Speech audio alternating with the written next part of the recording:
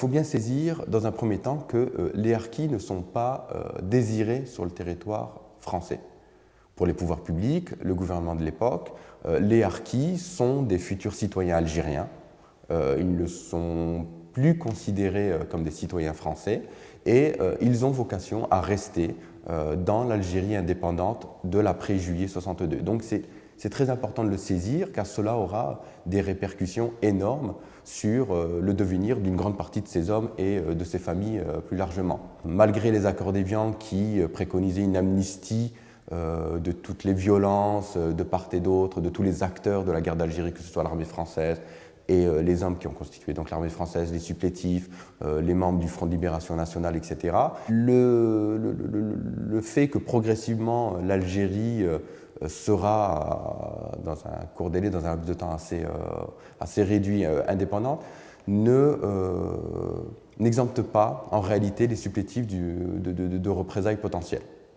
D'ailleurs, il y a déjà des renseignements, des fiches qui signalent sur l'ensemble du territoire algérien entre mars 62 jusqu'en juin 62, donc on est toujours sous le giron de l'Algérie française, l'Algérie n'est toujours pas indépendante, on signale de part et d'autre donc déjà des violences, des enlèvements, des pressions qui font que progressivement une part non négligeable des anciens supplétifs, des anciens puisqu'ils ne sont plus supplétifs dorénavant, souhaitent venir sur le territoire français. On est dans un contexte particulier puisque un plan minimaliste est mis en place par les pouvoirs publics, mais qui est de l'ordre de 5000 personnes au mois d'avril.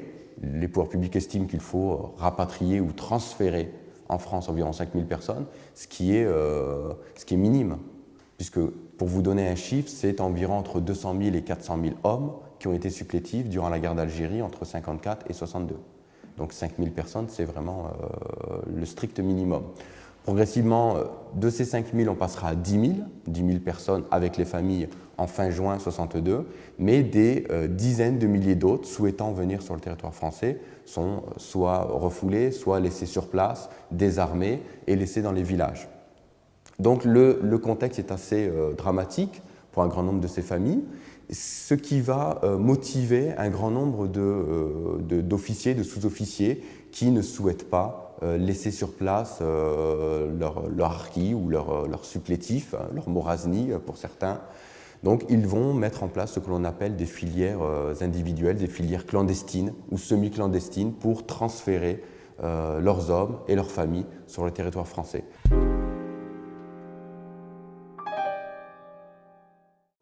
Là apparaît la figure d'Yvan Durand.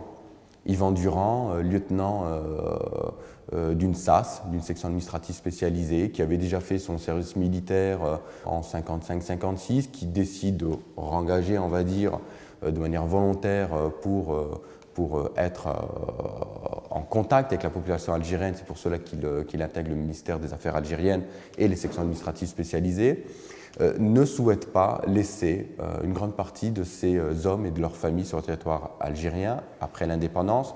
Il réussit à avoir une autorisation semi-officielle d'un sous-préfet pour pouvoir faire sortir ces hommes d'Algérie. Donc c'est le passage dans un camp de réfugiés officiel géré par l'armée à Téféchoun. Puis ensuite, encore une fois, le passage vers Alger, le port d'Alger, l'embarquement dans un bateau et l'arrivée au port de Marseille. Alors c'est plusieurs centaines d'hommes, de femmes, d'enfants, pas seulement des harkis et leurs familles directes, parfois cela peut être des civils proches d'un harki, cela peut être un grand-père, une grand-mère. Donc vraiment c'est presque la communauté villageoise, des villages entiers qui se vident d'une partie de leurs habitants et qui décident de fuir sous la menace des représailles l'Algérie pour la France. Arrivé à Marseille, c'est l'installation au camp du Larzac, dans l'Aveyron. Le camp du Larzac est un des premiers camps de harkis ouverts par les pouvoirs publics pour juguler, d'une certaine manière, l'afflux important de ces familles.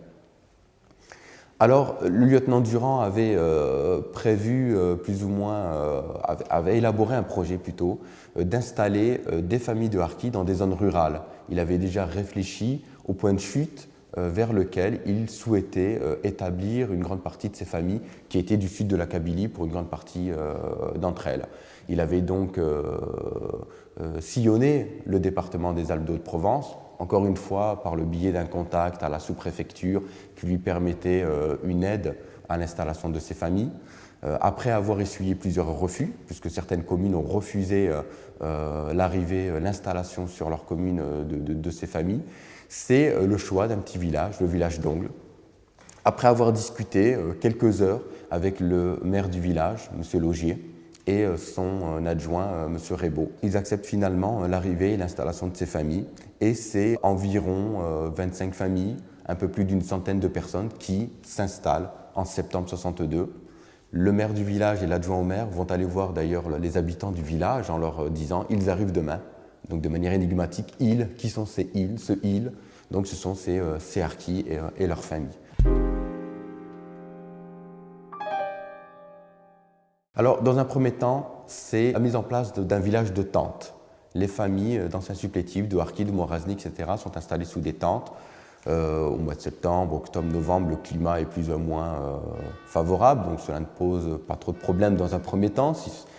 En même temps, il y a la construction de préfabriqués, donc d'un village forestier, puisque l'on est dans l'installation, si vous voulez, dans le sud-est de la France, de hameaux de forestage par les pouvoirs publics, par le biais du ministère de l'Agriculture, pour, dans un premier temps, reclasser une grande part de ces réfugiés.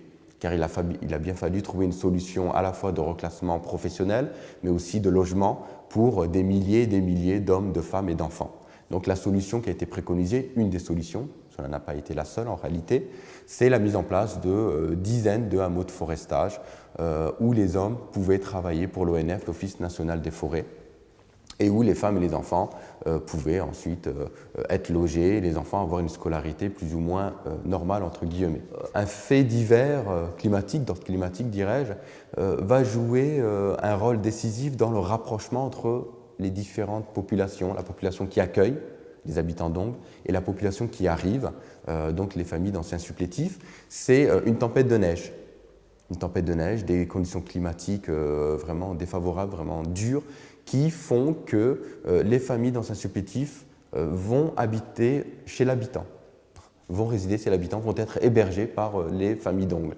Alors, durant les premiers mois, c'était plutôt un climat de chacun chez soi, c'était de la suspicion, de la méfiance, autant de la part des habitants d'Ongles qui voyaient arriver une centaine de personnes débarquer de surcroît avec, on va dire, des habits traditionnels d'Algérie, donc une population qui était, même si maintenant française, mais étrangère par son aspect, son accoutrement, dirais-je. Donc il y avait une certaine suspicion. Et en même temps, de la part des familles d'anciens supplétifs, c'était aussi une certaine crainte. C'était la première fois qu'ils venaient en France, c'était la première fois qu'ils étaient dans un village où il y avait autant d'Européens, puisqu'en Algérie, c'était une situation où les populations étaient tout de même séparées d'une certaine manière. Donc voilà, une méfiance qui était réciproque. Cet épisode climatique va rapprocher ces deux populations puisqu'elles vont discuter, échanger, partager. Il va y avoir cette solidarité, cet humanisme qui va permettre de rapprocher ces deux populations. Ces hameaux de forestage avaient pour vocation d'être provisoire en réalité. Donc c'est important de le préciser, mais le provisoire va durer pour certains d'entre eux, certains hameaux.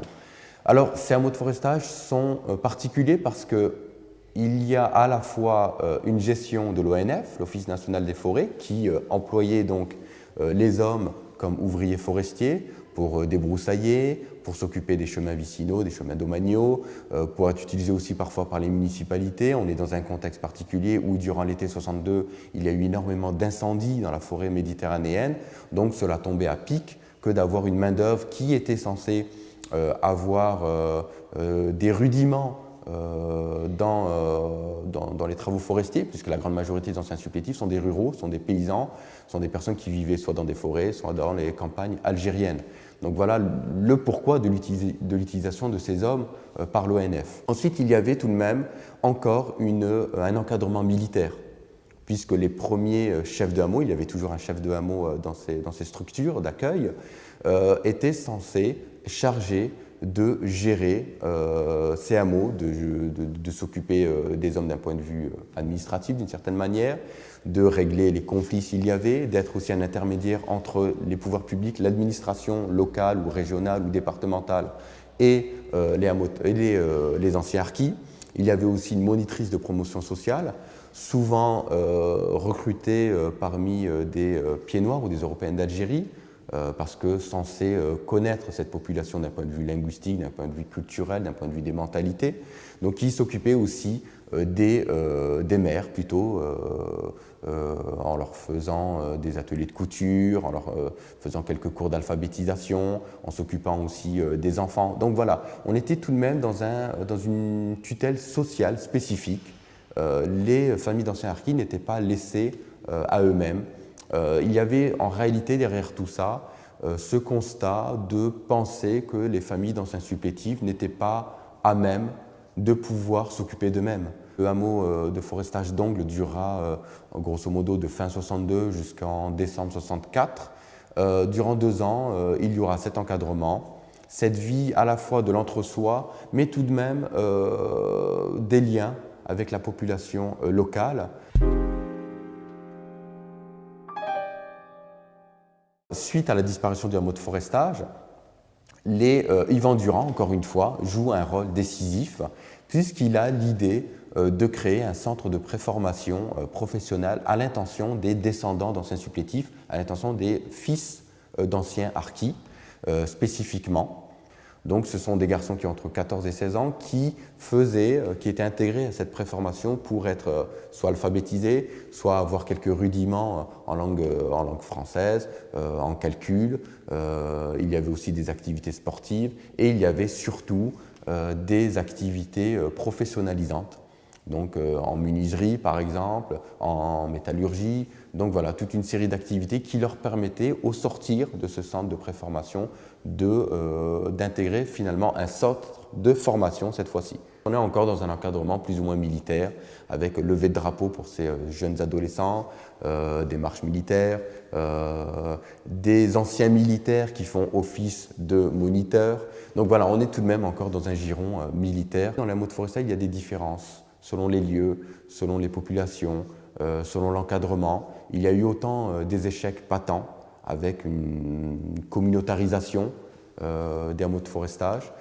Pour d'autres, ça a été plutôt le contraire, un vivre ensemble, un partage et un mélange, on va dire, des populations. Ça a été le cas en tout cas pour Ongles, puisqu'une grande partie aujourd'hui des anciens supplétifs reviennent à Ongles pour revisiter, pour rencontrer des anciens habitants. Des liens se sont tissés, des liens ont perduré malgré la disparition du hameau de forestage en décembre 64.